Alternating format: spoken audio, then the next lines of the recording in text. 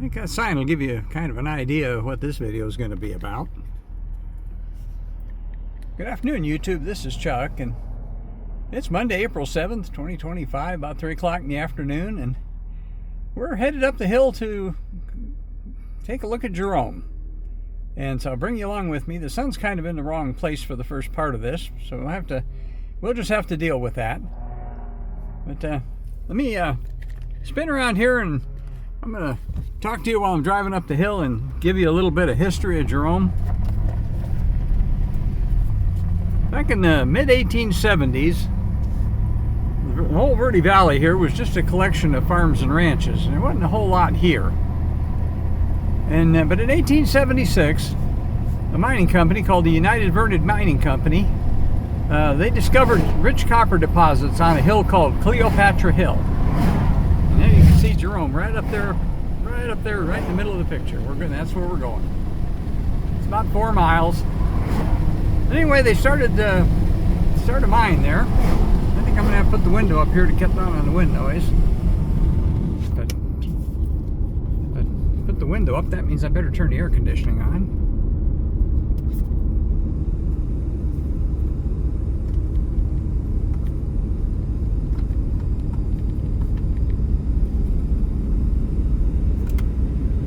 There we go. Anyway, so they started a mine, and they found very rich copper deposits. And so naturally, back in those days, people didn't have cars to drive back and forth to work, so they'd end up building their little mining towns right on the side of the mine. So they built the town of Jerome, and Jerome expanded very, very rapidly. There were a lot of towns being founded in Arizona in the period of around between 1875 and 1885, roughly. That's when a lot of the towns in Arizona got their start. But Jerome really, really took off, and by the turn of the century, it was peaked out at around 15,000 people. At one time, it was the 4th largest city in Arizona. But during World War I and later on during World War II, of course, the demand for copper was high, and so the mines ended up producing some ungodly amount of copper, billions of dollars in today's dollars. But Jerome, of course, clinging to the side of the hill, and it was a company town, and the company took pretty good care of everybody. They had their own schools, and they had their own hospital, and things. But after World War II, the demand for copper kind of died off a bit, and so the mine ended up getting closed. In 1953, they closed the mine. And by that time, the towns of Cottonwood and Clarkdale and Camp Verde and Sedona, they were fairly well established. And so the people moved off the mountain, and the people that stayed, they ended up settling back down in the valley. But at one time, all the schools and everything else for the whole valley were up here on the side of the mountain in Jerome. Well, by shortly after the mines closed and everybody left, well, Jerome kind of dried up and blew away, and it got down to the point where it only had maybe probably 100 people at one time, maybe less.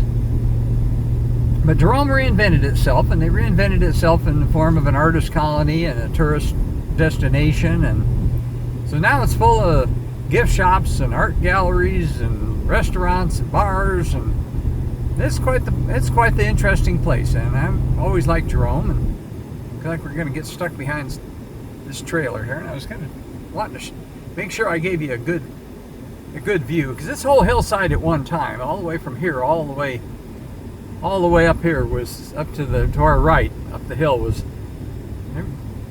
miners lived in tents, and they lived in whatever they could find to throw things together. And seeing the school bus there reminds me, my wife, I mentioned it in the windshield tour video, Cottonwood, that she actually went to the first 2 years of high school up here at the old high school in Jerome, and I'll show that to you here in a little bit when we get up there. But she used to ride this bus up here every morning, ride the bus back down every afternoon, and that was quite an adventure in those days. And she said that even in the wintertime, the road would be icy and everything else, and the kids They said the kids would be real quiet because it'd be pretty darn scary driving a school bus down this old road when it was icy.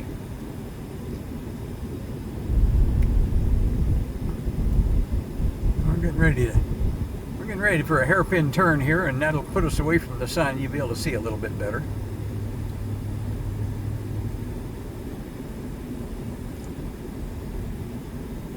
And according to that sign here, the elevation is 5,200 feet, founded in 1876. That little building right in front of us, by the way, is actually a fire station. And they put a fire station down here at the bottom of the hill because obviously there's people living down here, and it's back in the old days it was quite the challenge to get a truck up and down the hill in a hurry if you needed to. And before that, of course, they had hand-operated fire apparatus. That's the old high school right in front of us, right in the center of the screen. And like I said, my wife went to her freshman and sophomore years of high school in there, and it's been converted to kind of an artist thing now, and they have painters and sculptors and all kinds of artisans that rent out space in that old high school building. They also got a very interesting mining museum here, and one of the things they have, which is really pretty cool, is they've got a kind of a cutaway of what the whole hill looks like that shows where all the shafts and tunnels and everything are. It's like a see-through thing, and that thing's quite amazing. There's hundreds of miles of tunnels underneath this mountain from the various copper mines.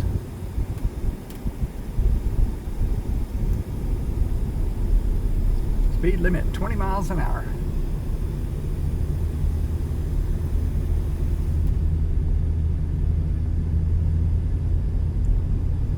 That's the spousal unit. She wanted to ride up here. She wants to come up here, but she wasn't real keen on riding with me when I'm trying to film and talk to the camera and all that kind of stuff at the same time. There's that old high school building.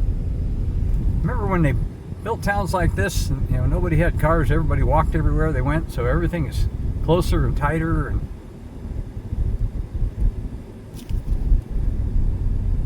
that building up, that multi-story building right up there on the side of the hill is actually the old hospital.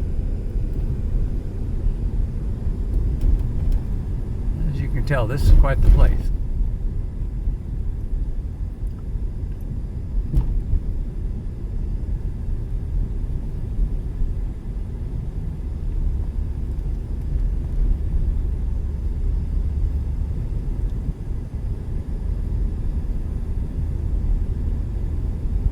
Now you see why they don't want any big long vehicles up through here. And it gets even tighter when you get up the hill a little bit. It's pretty tight here, even with a big truck like this one.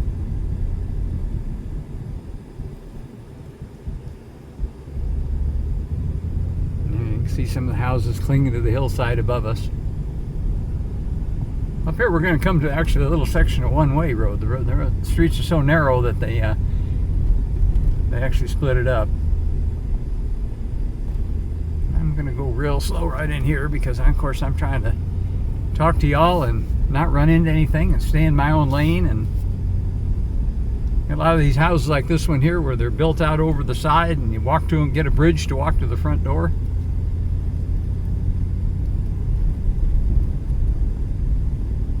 They got these convex mirrors here so you can look and see if anybody's coming out of the side streets.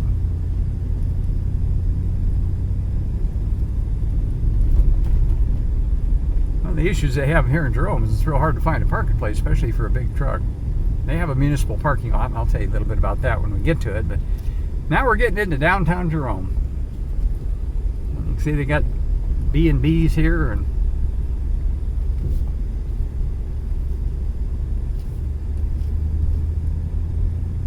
here's a split. And we're going to go this way, and then when we come down, we'll come down that one. They have boutiques and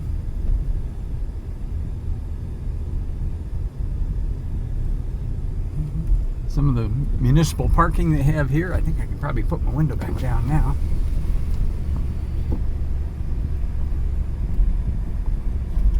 That old building over there burned down years ago, and they kind of got the shell of it here.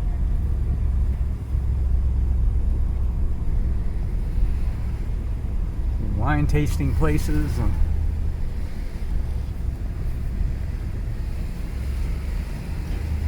once again, this is why they don't want travel trailers and semi trucks through here, because this is the highway. Here now they want you to turn this away.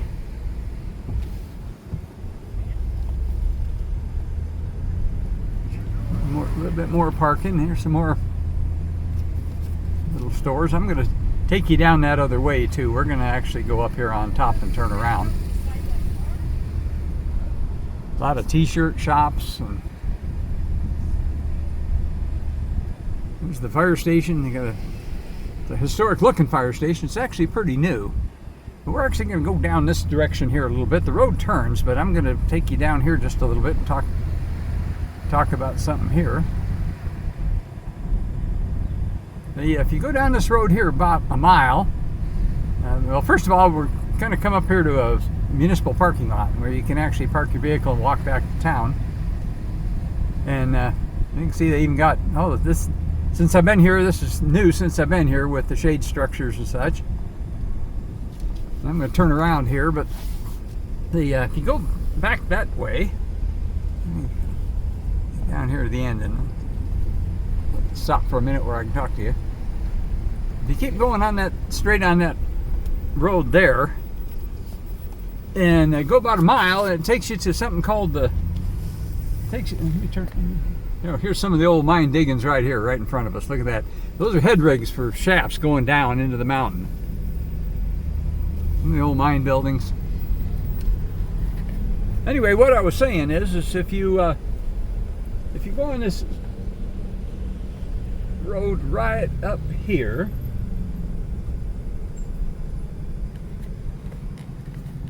and if you go that direction about a mile, there's something called the Gold King Mine, and it's actually a tourist attraction, and it's a lot of old mining machinery, and a lot of it still works, and it's run by a bunch of hippies, and it's just a cool old place. And if you're an old gearhead like me, you just love it there. And that's about a mile that way. Well, if you go past there, the pavement stops, and that road goes all the way through a place called Perkinsville and goes clear up to Williams on I-40. And I actually did a video about the Perkinsville Bridge when I did a thing about historic bridges. It's been a year or so ago now. But now we're coming back in. There's the back side of the fire station. Of course, they got the little narrow roads. So they use a lot of side-by-sides and stuff in their response. Now this is where we just came through, and we're going to head on up the other end of town, and then we'll bring you back down through here. But this, believe it or not, is the U.S. Highway 89A, and it was built a long time ago, and obviously vehicles weren't that big then. And once again, you can see how narrow this place is. Try to show you out the windshield and quit showing you my dashboard. You don't need to see that. Over there, there's the business district we just came through, and some of these other places here. You can see ghosts are a big thing here. A lot of these buildings are supposed to be haunted. This place right in front of us here is called the Haunted Hamburger, and it's been rated the #1 burger joint in Arizona. And one of the things they've got there is they've got a peanut butter and jelly bacon cheeseburger. And I've had those before, and if you haven't had one of those before, you really need to try them, because they are absolutely to die for. I don't know what it is about that combination of taste, but that combination of taste just absolutely it's world class. There's the old hospital up there, or the Jerome Grand Hotel, they're calling it now. That might have been a hotel. Maybe this one over here to my left was the hospital. I don't know. I thought I had it right. Maybe I don't. That one there might have been the hospital. Now it's Jerome Town Hall. Look at that old thing. Isn't that a magnificent old building? My wife would know about all that if she was with me, but I think she was a little bit nervous about riding with me when I'm trying to talk and film and concentrate on what I'm doing. But you can see what I mean about these little narrow roads. Look at those houses. Aren't they magnificent? They just built them where they could. Look at the stairway going up to that one. I don't think it's be a very good place to live if you're in a wheelchair. We just left town and we got to go up here a little bit before there's a place we can turn around. And I'll give you some of the views off in the valley when we get turned around and start heading back this direction. But that was just a kind of a halfway view of Jerome. Look at this canyon road though. This is just spectacular.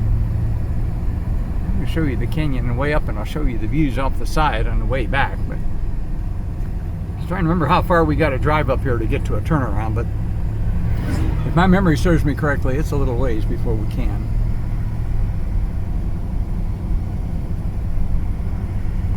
This is real popular, as you can well imagine. Jerome's real popular with the motorcycle crowd. A lot of the Harley folks come up here en masse on the big weekends.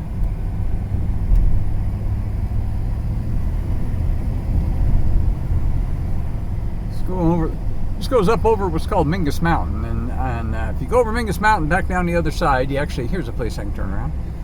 You actually get to, it takes you to Prescott Valley, and Prescott Valley has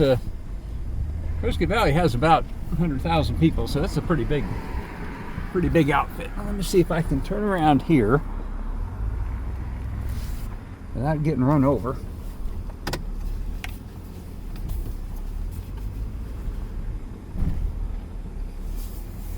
There we go, we got it made now. Look at the mountains up there now that we're away from the sun. You get the light better.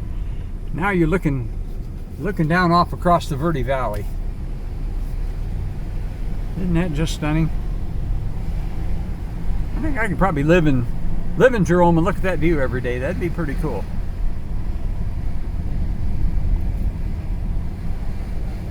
As you can tell, this is pretty tough country, and the people that founded it obviously were pretty tough people. You can look off down to the side down in there, and it's way down in there. Yep, here comes a car. I better pay attention to what I'm doing.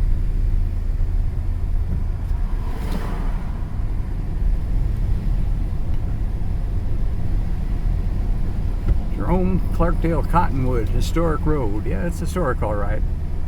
Can you imagine the old days when they went over top of this thing with horses and wagons? There's the sign. We're going back into there. This little community right down in the bottom there is Clarkdale, and then Cottonwood's way over there. And that let me get up here a little bit further.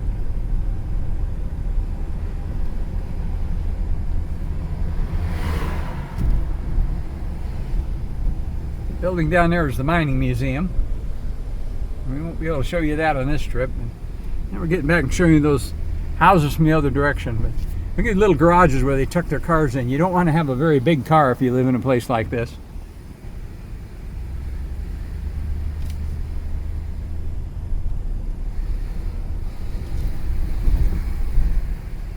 Well, that's the old school, actually. The mining museum's that building over there. You can tell I don't get up here very much. I kind of get stumbling over my facts a little bit here.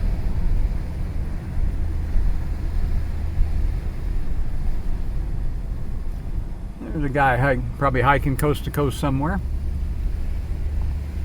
Sometimes those kind of guys are pretty interesting to talk to. A lot of them you got to stay upwind from them, because a lot of them haven't had a shower in a while.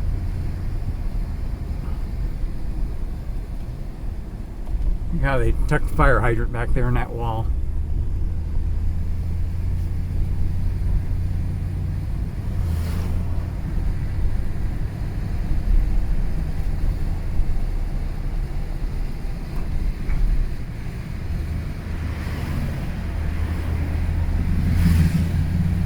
You can tell it's pretty unique. Kind of some of the stuff you see up in Europe.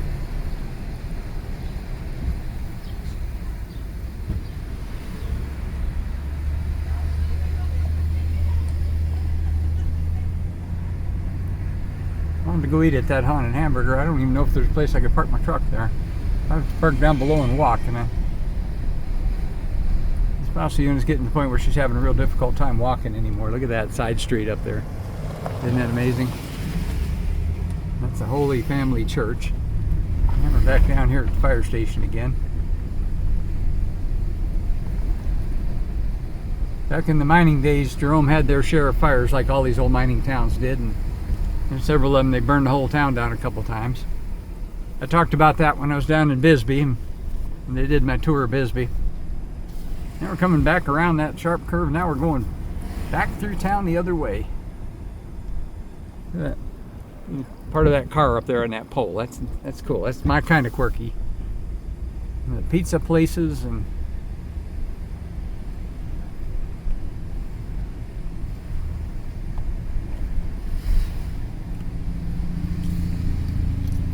there's where we came in on that side street, the mining museum. Now we're on the one-way downhill. That right there is the old fire station. They actually still have a couple of the old trucks in there, at least one of them anyway. Actually, not too busy. There actually are some parking places here today. I could probably park here if I wanted to, but you can imagine the guys like the FedEx guy in front of us here that have to deliver up here.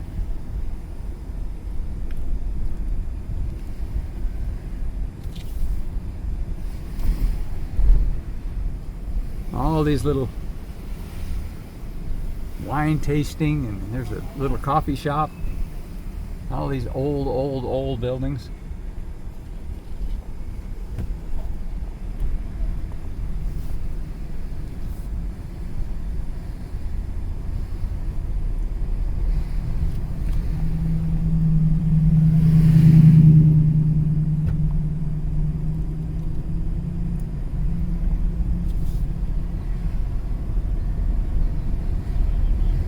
Go. We took you through Jerome from one end to the other and back again, and we're going to drive down here to the park at the old high school for a second. And the question comes up is, you know, there's still a lot of copper in the ground under here, and the mineral rights are still owned by a mining company. So look at that little stairway there. Isn't that clever? Some of these places are pretty amazing when they restore them. Anyway, what I was saying is, when I was trying to do a little bit of research before I started talking to y'all, I read something that said that the mining company that owns mineral rights on here is still, it's owned by an outfit called Phelps Dodge. And Phelps Dodge used to be a huge mining presence in Arizona, and I believe they sold all their business, mining business, to the Freeport-McMoRan, which is a large multinational company, and they run the mines in Globe and Safford and the huge open pit mine in Morenci. And so I guess the question is if the price of copper went up high enough, could these mines reopen? Well, let me pull in here for a little bit more where I can talk to you.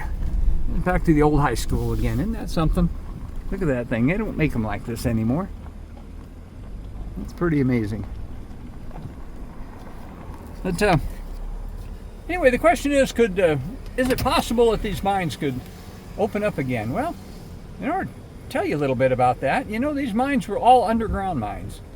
And the problem with an underground mine, of course, is you can only mine part of the ore, and that's the part that's in the tunnels or the shafts. And you have to leave a pretty good amount of rock behind to hold everything together so the whole thing doesn't collapse on you.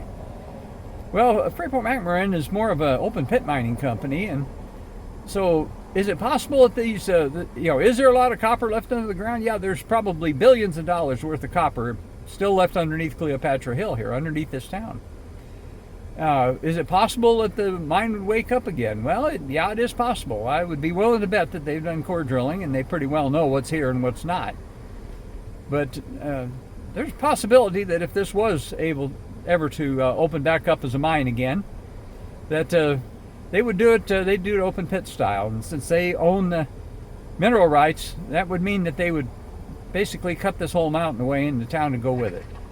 So I hope that never happens. So that, who knows? None of us can see the future. But I thought you'd enjoy that little windshield tour of Jerome, Arizona, and I tried to bring you a little bit of history, and I hope I identified the buildings right. Like I say, I don't get over here very often. So I think with that, nothing more to do than to tell you, as I always do, take care of each other and love each other and show gratitude for your life. And I show gratitude that I'm able to go and do stuff like this and drive in places like this and talk to y'all and bring it to you and see things that I haven't seen in a while. And I want to get back up to the Haunted Hamburger and have one of those PB&J bacon cheeseburger burgers. It's rated, like I say, they're somewhere, I don't know who rates them, but they're rated #1 hamburger joint in Arizona, and I definitely don't want to miss that one. So I may come back up here with the spousal unit tomorrow, and we might try to sample that.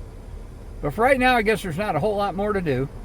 And give you one more look at this old historic high school building turned artist colony, and tell you until I see you again, peace out.